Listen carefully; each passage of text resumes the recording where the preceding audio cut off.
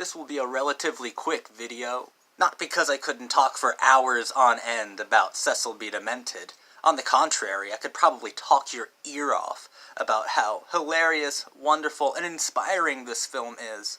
No, it'll be relatively quick because I have some very specific things to say about this particular movie.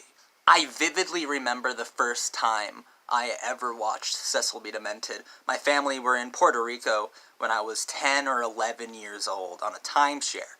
And before you get any thoughts about my class, timeshares in Puerto Rico are notoriously and infamously inexpensive. It's an affordable kind of glamour. It's a beautiful tropical paradise, but it's on the low end of... So, it was pretty great.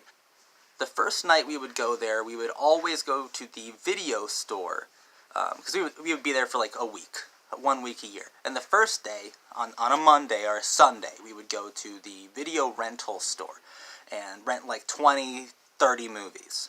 And this was one of the ones I picked out. It was a VHS with, Spanish stickers all over it with explanation points and things like that. And I remember watching it and it absolutely blowing my mind, and me refusing to return the movie back to the store because I loved it so much. I loved that VHS tape so much. I was indoctrinated at a very young age with rebellious, terrorist filmmaking, with anarchist filmmaking, with guerrilla filmmaking, with death to all mainstream cinema, death to all who support mainstream movies. And that really informed my my place, my position as a film critic, as a film lover, as someone who enjoys the art form. It informed nearly everything about it, because just look at some of these videos. Cecil B. Demented as a character is a very unreasonable person, and I am a very unreasonable film critic.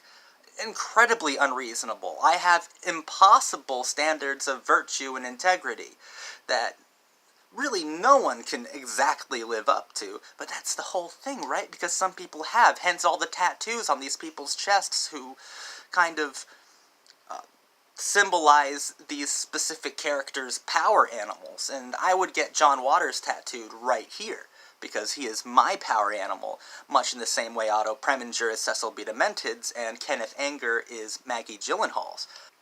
While we're on the topic of Maggie Gyllenhaal, she will always be my manic, pixie, Satanist, Kenneth Anger-obsessed dream girl. She was amazing in that movie. I also think it was the first time that I saw Michael Shannon. Very scary experience, but Alicia Witt was... And, for the record, Stephen Dorff was pretty damn attractive in that movie as well. Or at least his entire persona was. And it's a persona that I gravitate towards, and it's a persona that I accidentally maybe parody. Accidentally self-parody it. I am that unreasonable, ridiculous, absurd film fan who holds all movies up to an absurd reasoning. Because I'm unreasonable. I want anarchism. I want divine trash, always. I want pure cinema, even though I cannot exactly describe or define what the word pure means within that context. I know it when I see it. It is visceral, it is truthful, it is absurd. Cecil B. Demented, it's about a group of independent filmmakers who kidnap a Hollywood starlet, played by Melanie Griffith. Very happy she was in this movie, because she did incredibly well, to make their own insane, terrorist, guerrilla warfare filmmaking film.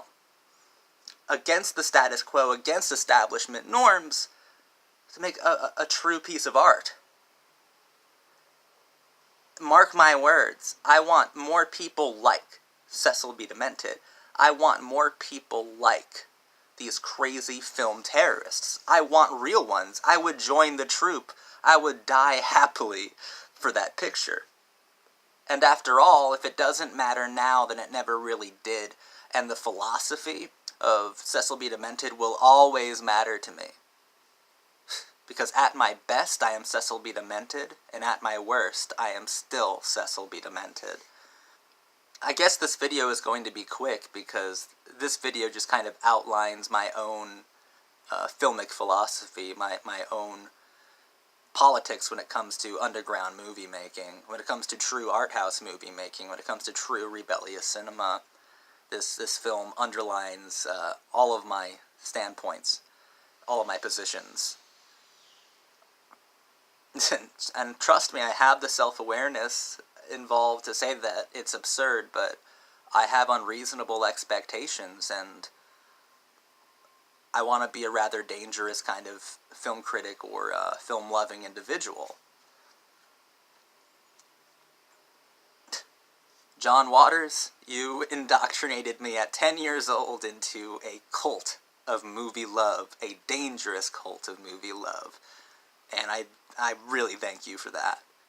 To be perfectly honest, I shouldn't even be making this video because I have the flu. And the flu is not very fun, but I love my subs. I love my subscribers. Gotta keep giving them that content. And I also love Cecil B. Demented. And that's a movie that I can talk about through a fever dream. Because its points will always resonate so deeply with me. Because it's a Bible of sorts. It's the Newer Testament of chaotic film. I love it. Love it, absolutely. Thank you guys for watching this video. Please subscribe to the channel and share this video around with other wannabe or film terrorists in waiting. And yeah, most definitely leave a comment. What did you think of Cecil B. Demented? It tends to be a lot of cinephiles' favorites of his.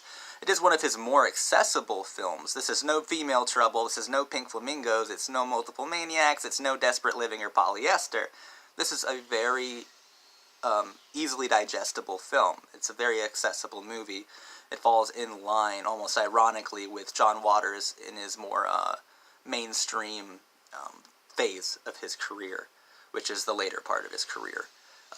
Wonderful movie, regardless of which era it falls under the John Waters trajectory. It's a wonderful movie.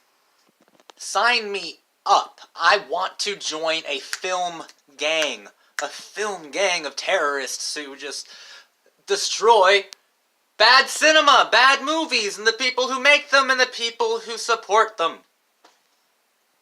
Let's go fucking do it, man!